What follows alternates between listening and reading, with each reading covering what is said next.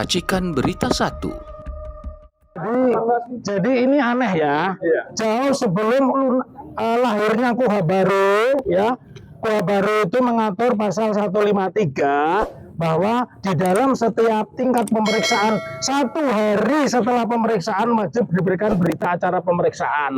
Nah, itu KUHAP yang baru. Sebelum KUHAP baru sudah ada putusan Mahkamah Konstitusi nomor berapa? Putusan 231 Romawi 23 2025 yang mengatakan bahwa berita acara pemeriksaan itu adalah hak terdakwa. Kenapa? Karena kaitannya dengan pasal 72 KUHAP tentang fair trial, pembelaan yang terbebas dan merdeka. Jadi kalau tidak, tadi saya malu ya, karena saya juga ngajar jaksa, ngajar hakim, ngajar polisi, membimbing mereka skripsi. Kok ada berani jaksa di muka umum, di ruang terbuka, mengatakan saya tidak wajib. Kalau tidak wajib, ya ngapain kalian dakwa kami? Ya kalau nggak wajib ngapain dakwa kami? Kan jadinya orang datang ke pengadilan jadi bingung dong kalau menyerahkan BAP. BAP itu bagian dari dokumen pemeriksaan. Kenapa harus diberikan? Karena dalam rangka due process of law, bahwa KUHAP yang baru itu menganut asas due process of law. Boleh menetapkan tersangka, tetapi dengan cara-cara tidak melanggar hukum. Misalnya, buktinya tidak boleh diselundupkan, buktinya diperoleh dengan cara yang wajar, buktinya tidak boleh dipalsukan, buktinya diperoleh dengan cara yang benar. Jadi BAP itu hak. Jadi kalau ada hari ini saya mengatakan ada jaksa dari Kejaksaan Negeri Jakarta Selatan dan tadi udah ditegur hakim, malu saya, ya. Kalian sudah yang malu kita ya? Ya, bukan dia, malu kita dong. Mereka sudah diberi kedudukan jaksa. Bagaimana nasibnya Anda semua yang tidak ngerti hukum kalau mengatakan BAP tidak wajib diberikan? Berarti bisa semena-mena. Berarti hari ini bisa didakwa mencuri, besoknya didakwa membunuh. Karena kan BAP kan tidak boleh, tidak harus diberikan. Kacau itu ya. Jadi tanggapan dari kami, saya bukan mengatakan jaksanya bodoh, nggak boleh lah jaksa bodoh ya. Nanti saya kena undang-undang ITE begitu ya.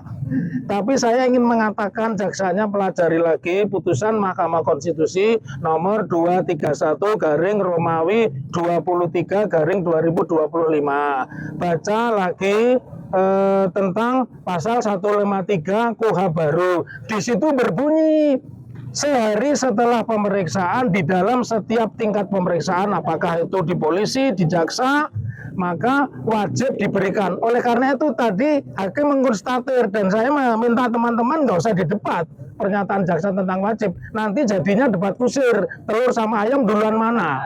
Nggak selesai-selesai ya. Dari saya cukup itu barangkali. Oke. Saya ya sekarang giliran. Udah, Pak? Udah. Nanti gantiannya. Baik, bismillahirrahmanirrahim. Assalamualaikum warahmatullahi wabarakatuh. Ya teman-teman media semuanya, serta seluruh masyarakat Indonesia, ini barangkali sidang pokok perkara ini adalah sesuatu yang diidam-idamkan oleh Anda semuanya, oleh seluruh masyarakat Indonesia. Karena dengan sidang pokok perkara ini, yang tidak pernah saya hindari ya, dari sejak kemudian pelimpahan berkas terjadi pada tanggal 22 Juni 2026, saya langsung maju menuju sidang perkara.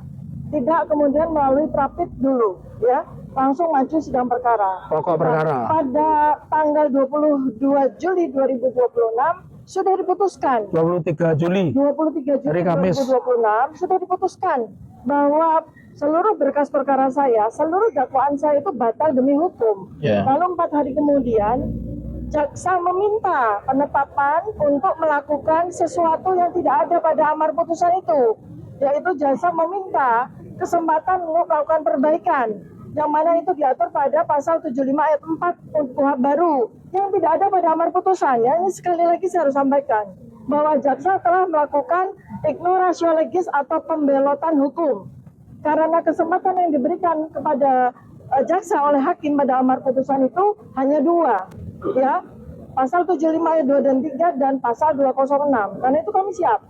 Pasal 206 itu artinya hakim hanya memberi kesempatan jaksa untuk banding ke pengadilan tinggi, dan itu kami sudah siap. Berkali-kali kami sampaikan. Namun ternyata yang terjadi 4 hari kemudian pada tanggal 27 Juli 2026 jaksa meminta kesempatan untuk perbaikan. Artinya jaksa meminta untuk melakukan pasal 75 ayat 4 perbaikan yang itu tidak ada pada amar putusan. ya. Tetapi kemudian 1 hari kemudian hakim memberikan kesempatan tersebut dalam bentuk penetapan sidang pokok perkara pada tanggal 6 Agustus 2026 yang kemudian waktu itu dibatalkan. Kenapa waktu itu dibatalkan? Karena kami mengkomplain, kami memprotes adanya pembelotan hukum tersebut, ya, adanya penyelundupan penggunaan pasal 75 ayat 4 tersebut dengan menggunakan jalur pra-peradilan yang itu juga diatur pada KUHP. Nah, oleh karena itu kemudian proses pra-peradilan berlangsung mulai tanggal 12 Agustus 2026 sampai tanggal 21 Agustus 2026. Kemudian ternyata pada saat kami melaksanakan pra-peradilan ada sisipan dalam bentuk SEMA nomor 3 tahun 2026 yang diterbitkan tanggal 18 Agustus 2026. Terbitnya belakangan. Terbitnya belakangan. Pada sidang pra-peradilan mulai 12 Agustus tidak ada SEMA itu. Nah, kemudian yang mengejutkan adalah bahwa pada tanggal 21 Agustus 2026 ketika keputusan atas pra-peradilan ini, hakim tunggal di Jakarta Selatan itu memutus berdasarkan SEMA tersebut. Sama sekali tidak mengungkit konten atau substansi dari apa yang kami prapitkan. Artinya sebetulnya secara faktual kami menang pada prapit tersebut. Karena hakim tunggal itu memberikan keputusan dengan berlindung pada SEMA nomor 3 2026 yang baru terbit tanggal 18 Agustus 2026. Itu tidak bisa berlaku surut dan nggak ada pidana itu retroaktif, itu nggak ada. Mundur. Secara hierarki SEMA itu tidak bisa mengalahkan KUHP. Bagaimana mungkin KUHP, ya, yang merupakan sebuah produk tertinggi dari hukum, ya, itu bisa dikalahkan oleh surat edaran, gitu loh, ya. Nah, inilah sebetulnya mendasari kami akan melakukan berbagai macam advokasi ya kepada lembaga-lembaga terkait dan memang kami wacanakan, ya, kami belum eksekusi tetapi kami wacanakan untuk menjudicial review-kan ini ke MK. Kenapa? Karena supaya tidak terjadi lagi pada anak bangsa yang lain, ya.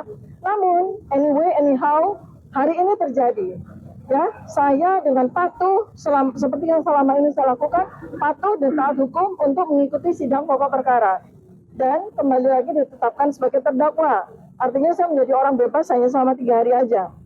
Nggak apa-apa, oke, nggak masalah. Ada 1 kursi tersedia, saya duduk di situ dengan penuh keberanian, dengan penuh keikhlasan, dengan penuh kesabaran, semata-mata demi tegaknya hukum di Indonesia ini. Dan pada hari ini saya hadir dan untuk seterusnya itu bukan hanya sebagai terdakwa, tetapi saya tetap memegang amanah saya sebagai seorang peneliti, sebagai seorang ilmuwan, sebagai seorang akademisi.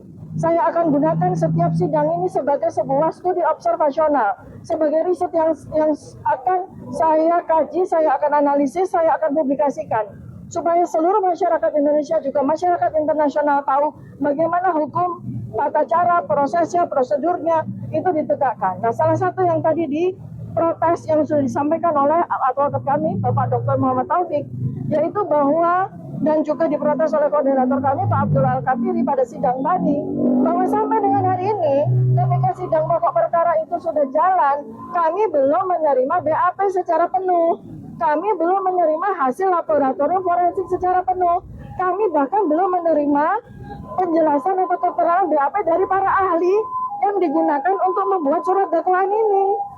Jadi surat dakwaan ini, ya, surat dakwaan ini dengan pasal 433, 434, 32, 35 itu menggunakan ahli, menggunakan hasil laboratorium forensik yang tidak ada di tangan kami.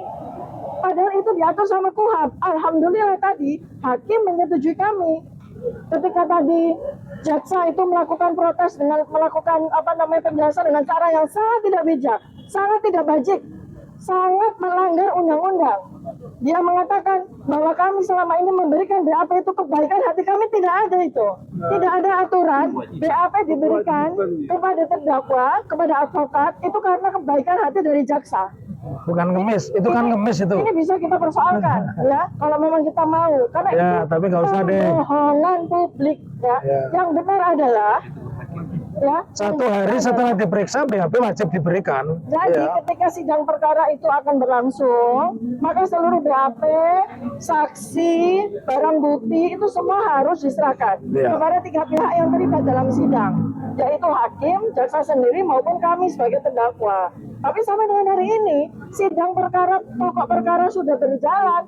Tidak seluruh BAP itu ada di kami, tidak seluruh dokumen itu ada di kami, padahal menjadi dasar dari mereka. Itu kan namanya penipuan, ya. Oleh karena itu, alhamdulillah tadi kami sudah berdua bersama para advokat kami sudah meminta itu dan diluruskan oleh hakim. Kita tunggu ya itikat dari jaksa. Apakah mereka berniat memang menyembunyikan BAP yang sangat penting itu untuk menjerumuskan saya sebagai terdakwa? Ya, itu namanya penzoliman, itu namanya ketidakadilan yang luar biasa. Karena mengingat bahwa BAP tersebut, keterangan ahli tersebut, hasil laboratorium forensik itu digunakan untuk menetapkan pasal 35 dan 32 yang berlaku berlapis 8 tahun, 12 tahun, coba bayangkan. Nah, nanti kita tolak kalau di dalam BAP yang kita terima nggak ada nama ahli, ya kita tolak. Mereka nggak boleh memberikan keterangan ahli. Ya, oke ya. Jadi silakan dilanjutkan sama Pak Katib. Terima kasih. Tadi semua udah melihat ya drama-drama yang dilakukan oleh GPU dari awal, ya kan? Bikin drama-drama dan sebagainya. Kami on the track, mereka on the trick. Ya, ini bedanya. Kami dengan mereka. On the trip, On the trick, kita on the track. menjebak, untuk on the trap, on the Jadi trap. tadi hakim sampai marah, Ya. mengatakan bahwa ya harus diberikan, tapi tetap aja bertahan. Bisa dikatakan ini contempt of court. Ini adalah pelecehan terhadap pengadilan. Karena kita hakim tidak diikuti. Dan ini sudah bukan pertama kali. Termasuk penggunaan pasal 75 kemarin, ayat 4. Itu Ya. hakim tidak memerintahkan. Nah kalau hukum jalan begini mau jadi apa negara Indonesia ini? Satu. Kedua, putusan Rapid kemarin. Surat edaran itu berlaku untuk internal. Ya. Kenapa diletakkan di dalam konsideran putusan? Ini perlulah kita kaji ahli-ahli hukum di seluruh Indonesia. Itu surat edaran itu berlaku untuk hakim, untuk pengadilan. Dua hal kemarin tidak bicara substansi. Satu, katanya sudah dilimpahkan, maka Rapid itu dianggap bukan dibatal apa? Tidak diterima. Tidak diterima karena perkara pokoknya udah masuk. Saya, Roy Suryo pada waktu dia juga memperapit masalah penangkapan penggeledahan. itu juga sudah dilimpahkan. Tetapi kenapa diputuskan menang? Berarti hakim melakukan standar ganda. Kenapa yang ini dibenarkan, ini disalahkan? Yang menarik, ada aturan di situ. Memang itu SEMA digunakan hanya untuk Butiva dan Roy, bukan untuk seluruh Indonesia. Ya, seperti analisa awal kan, nanti muncul SEMA baru gitu. Yang poin 3 menggelikan menurut kami. Masa ada SEMA dari Mahkamah Agung, ya kan, suatu yang harus menghargai supremasi ini, itu bisa menyatakan silahkan kalian sidang, tapi kalian tidak akan dimenangkan. Ini kan aneh. Disuruh akan diperiksa, tapi bagaimana Mahkamah Agung yang seharusnya sebagai di tengah, tapi bahkan berpihak. Ini luar biasa. Jadi kami sudah sering menghadapi seperti ini dan kami tetap hadapi. Ya. Kami bukan lawyer kaleng-kaleng. Kami akan hadapi. Apapun juga. Ya. Dan kita akan main trip and trap. Ya. Trick and trap. Advokat bukan advokat yang kaleng-kaleng ya. Terdakwanya juga bukan terdakwa kaleng-kaleng. Iya. Dan Nah. di sinilah nanti akan ada satu Ya. gerakan-gerakan Tidak, kami akan senjata kami tidak diumumkan di sini nanti. dan sidang ini akan berlaku minimal Ya. 4 tahun, bukan 3 tahun lagi ya. Teman-teman jangan salah loh. Hari Kamis jangan ke sini loh, karena sidangnya kami 17 September. Sidangnya kami 17 September ya. Jadi besok kami jangan berbondong-bondong ke sini, nggak ada sidang. Ya. Ya, saya juga ingin meluruskan tadi apa yang disampaikan oleh pengacara sana ya, yang mengatakan bahwa pengadilan ini tidak mungkin berlangsung lebih dari 6 bulan. Itu harus kita koreksi. Itu Ya. Menemukan keadilan itu tidak boleh dibatasi waktu. Jadi tidak ada ya, tidak ada pembatasan kapan sidang ini akan berlangsung. Apalagi teman-teman media semua tahu BAP-nya itu setumbuk 1,5 meter. Saksi itu secara keseluruhan sesuai dengan pernyataan Yang kita dari terima korban. baru 80 cm. 80 cm ya. Yang belum kita dapatkan itu 70 cm ya. Nah, satu lagi adalah ada 148 saksi yang sudah di BAP oleh Polda. Nah itu juga Anda bisa bayangkan ya, Anda bisa bayangkan pemeriksaan pada sidang ini bisa berlangsung, kata Pak Al-Khatiri bisa berlangsung 3 sampai 4 Ya, tahun.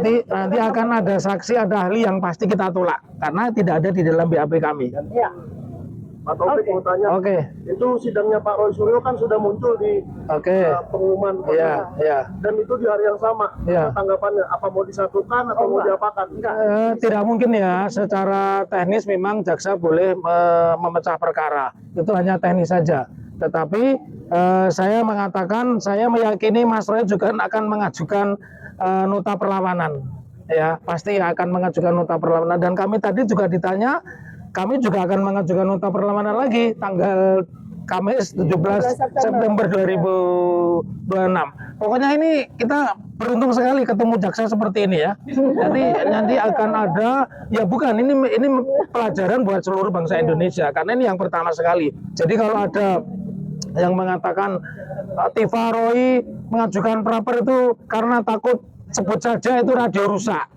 Karena mekanismenya KUHP memang boleh praper, boleh mengajukan nota keberatan. Kalau enggak pengacaranya yang bego itu. Saya akan lawan. Sebagai informasi ya, besok kita masih sidang di Jakarta Selatan. Ya. Jam 9. Untuk pra peradilan. Nah ini anehnya juga kan, coba lihat, perhatikan anehnya ya. Ya, jadi SEMA itu menyatakan bahwa kalau sidang pokok perkara maka prapit tidak bisa dijalankan, tetapi diizinkan pada butir C. Jadi prapit tetap dijalankan, tapi keputusannya NO. Itu kan aneh ya. Betapa borosnya APBN oleh peristiwa ini. Dan anehnya lagi, sidang prapit kami yang kami ajukan yang kedua, walaupun sidang pokok perkara sudah berlangsung hari ini tanggal 27 Agustus, tanggal 28 Agustus kami dijadwalkan pra peradilan untuk prapit kami yang itu SEMA itu sama dengan putusan MK nomor 90, nomor 40 baru boleh jadi wapres, tetapi kalau menjadi wali kota boleh. Jadi terakhir untuk semuanya, teman-teman, saya ingin katakan sekali lagi bahwa saya tidak pernah mangkir, saya tidak pernah mundur. Dan yang terbaru tidak perlu wajib lapor lagi, ini yang terbaru. Buktinya saya katakan di sini melalui Pak Abdul Al-Khatiri bahwa kita akan hadapi sidang pokok perkara ini walaupun sampai 3 tahun 4 tahun kita akan hadapi, ya, tidak pernah mundur. Sekali layar berkembang, kita akan tetap berlaku. Saya akan lawan.